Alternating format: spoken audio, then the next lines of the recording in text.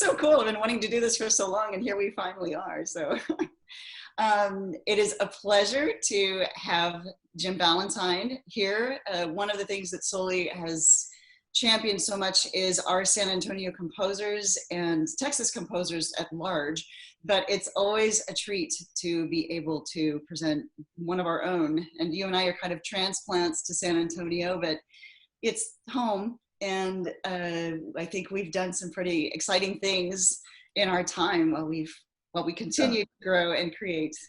Yeah, I think you were one of the first musicians I met when I came to San Antonio, because you were at a concert called Cornucopia. And you came up, I had a piece on that called Fantasy After Eric Dolphy that I think Morgan King played. And you came up afterwards and talked about, you know, what we were doing and, you know, how we might want to collaborate at some point. And, you know, we have a little bit over the years, but not nearly as much as I would have liked. You know, it was, so we've known each other a long time. That's right. That's right. This was Pauline Glickman's Musicopia, right? That's right. That's correct. It wasn't Cornucopia. It was Musicopia. Yeah, exactly. Pauline's fantastic. I mean, she's still, you know, David and I, that was kind of the beginnings of SOLI, and and working with her and playing some of Goretzky's pieces on those programs. I remember, I can't believe I haven't thought about that in so long, but you're right. I remember that. And amazing Morgan. Boy. Oh, yeah. Yeah. Miss him a lot. Yeah, yeah. But you're right. I mean, I've done line drawings of piece of yours at Sherry Rubin's, and I did on a SOLI concert. But you're right. We need to do more. We need to work more together. And when you brought forward this wonderful piece, I was so flattered and delighted to see that you had an interest in having your music performed by SOLI. And this is the piece that we'll be premiering. It's hard to call it a world premiere because the concepts have been performed, right? But it's taken on a new life. I hope. I think we'll bring new color to it. So, tell us a little bit about this work and how it's made its way to becoming a quartet for SOLI. Yeah, it's actually the only piece that I've ever done that has kind of done this. It's evolved in the same sort of way that a sitcom might have spin-offs, you know, and this is a spin-off that I think is eventually going to be more successful than the original in a lot of different ways. The whole idea of Asking a Shadow to Dance came from an opera project that my brother and I wanted to put together almost 10 years ago. We spent some time together in Scotland and then in Zurich. He is a music person. He has a master's degree in music from North Texas University in composition, but his career was in speech technology. And so he spent a lot of years researching and finding out about how speech technology works. And as part of that research, we ran across this group in England called CREST, the Creative Speech Technology Conference. And a member of that group was a fellow named Alan Martin, who was a composer, dancer, but he had motor neuron disease from the time he was a small child. So he was in a wheelchair. He was probably 40 years old, so old, you know, that probably beyond his life expectancy. He couldn't talk. He had very limited use of his hands, although he could move one arm fairly easily. The others didn't seem to work very well, but he was a dancer. He could spin his wheelchair around. He made the most wonderful facial expressions. He couldn't talk. The only way he could communicate was through the speech technology, just in the same sort of way that you know, Stephen Hawking and Roger Ebert and those folks have done. But he was a fascinating man. And so we designed this opera around his story, where he was a designer and inventor, a very, you know, intelligent man, but found it very hard to communicate. So the opera is about that, the difference between somebody who has to use technology to speak, which means it takes a long time. You know, he can't just talk off the top of his head because he has to think about what he says. One of my favorite lines in the opera is, "You can be very fluent as long as you don't have anything to say." So, you know, it was very applicable to some political ideas at the time. And so we capitalized on some of that. But the whole opera is that, but between him, his mind, and in the opera, there's a character named Trevor Shadow. And Trevor Shadow is his internal mind, which is quick and witty and exciting and funny. And you see him only as a black figure and only his face in the opera. He's a tenor, of course. And the other character is his caregiver, Elizabeth, who takes care of him. And they have not exactly a romantic relationship, but one that is obviously full of love and affection. So that's the story, essentially, is the relationship between these characters. So we were about to present this opera at UTSA in a concert performance when Gary Whitman called and said, "Can you write me a piece? I need it by March." And so I said, "Oh no, you know, this is not a good time." But I decided to go ahead and accept it anyway. And I used musical material from the opera and the idea, the concept of these three characters going together to put this piece together. And essentially, because I had all of these ideas running around in my head at the same time, the piece almost wrote itself. And so it was actually fairly quick, and I was very pleased with the way it worked out. The first performance was in March before the opera was performed at UTSA. And it was okay. You know, I wasn't thrilled with it. The problem is that clarinet and viola and piano are not quite equal, especially Gary Whitman's a very strong player. And the violist was maybe not quite as strong, quite good. I mean, he was a wonderful player, but the sound just didn't project as much as I had hoped. And so it got performed, and it has been done well. I think I sent you the recording of Bob Boiselle doing it in Vilnius. But when I started thinking about, you know, how should this be done? I was thinking about, I love your clarinet playing. I mean, you have so much control, and it is just so clean and articulate that I knew that this clarinet part needed to be played by you at some point. And I thought that it would make it even more powerful if it had cello and violin instead of viola. It would just fill out that particular part. So essentially the violin and cello part is what was the viola part, except expanded. So it's a little bit more powerful. It's a little bit more equal to the clarinet and piano parts. So that's the way it evolved.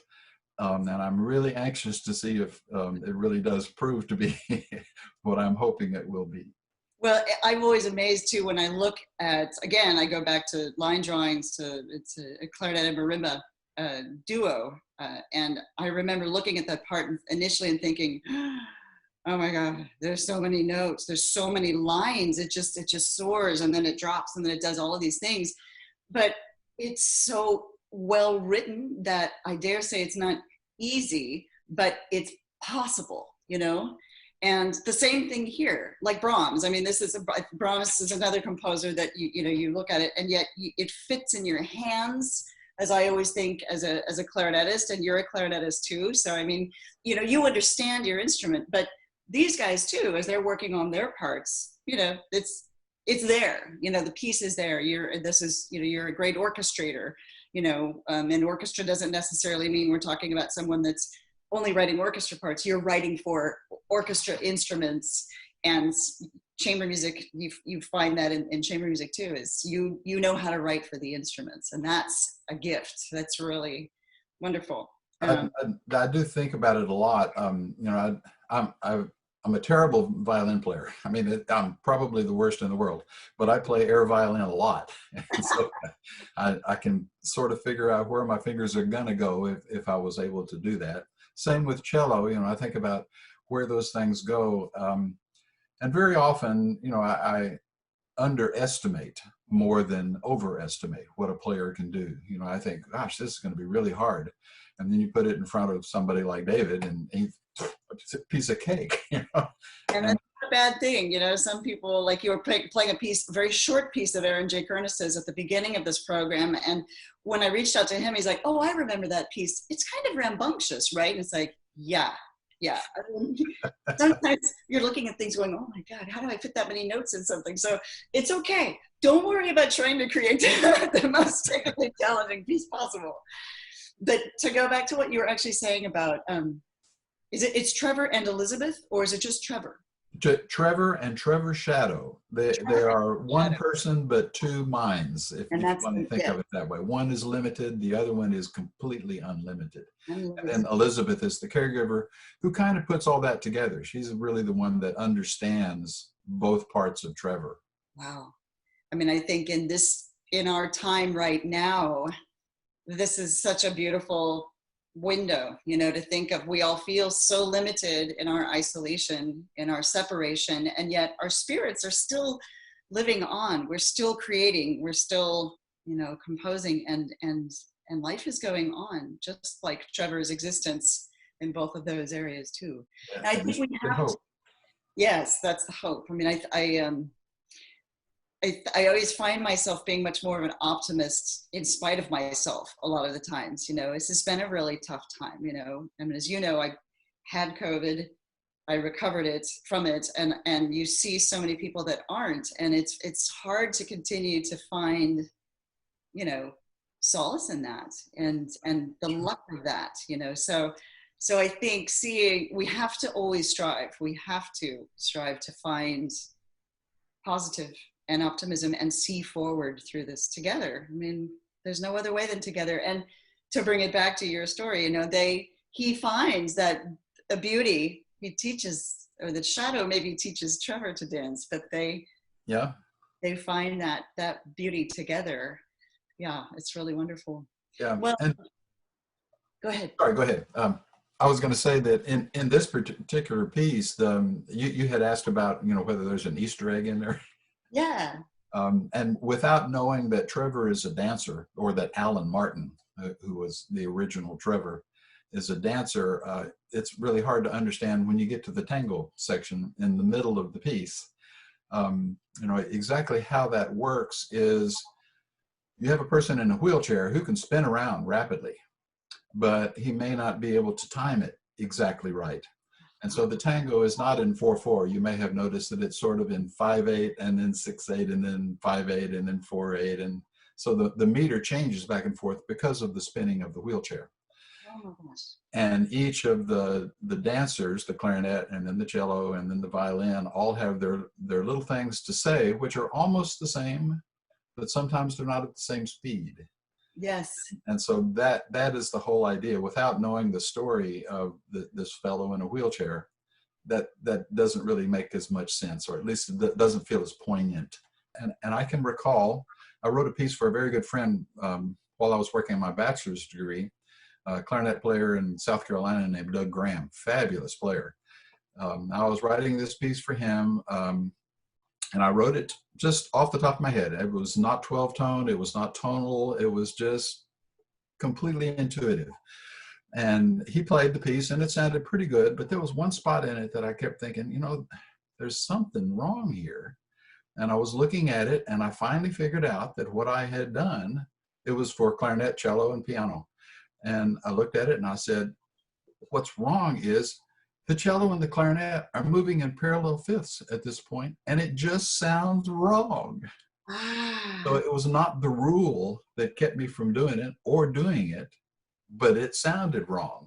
So you actually think that that's, not to go down this theoretical road, but you think that that actually is nature, not nurture. Exactly. Right. So what I was hearing was two voices that became one voice at one point, and then they were two voices again, and those parallel fifths made it one voice, and I thought that ruined it.